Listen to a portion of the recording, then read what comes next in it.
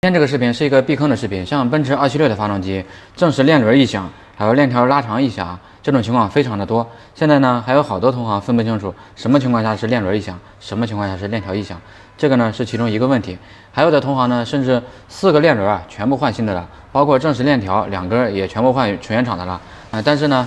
还是反映热车呢放一段时间再着车，有异响，像这种情况很有可能就进入维修误区了。今天呢，咱们就针对这2个问题来聊一聊。首先呢，咱们来聊一聊第一个问题，正时链轮的异响和正时链条异响怎么区分？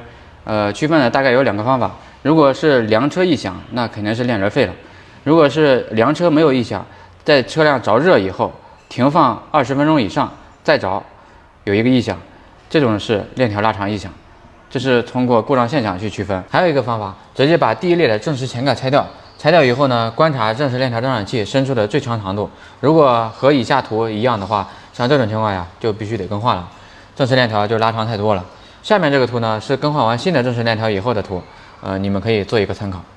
第2个问题啊，是最重要的问题，也是很多修车同行还有客户很容易进入误区的一个问题，就是这个车呀，更换完正时链条，更换完4个正时链轮以后呢，这个车热车情况下熄火，等20分钟以上。一着车，它还有一个哒的声音，像这种声音啊，需要区分程度。如果轻微有一点是正常的，千万不要当问题去修。接下来的视频就是10万公里左右的车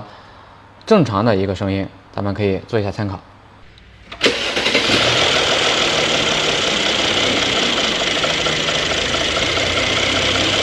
像以上视频中这个，在着车以后2秒钟以后有一个哒这种声音。这个声音，这个车是完全正常的，因为声音很小，这个声音呢会随着公里数的增加，会慢慢的增大。比如说10万公里是这个声音，20万公里有可能会比这个声音略微大一点。像这种情况是正常的。如果是链条拉长导致的异响，声音会非常的大。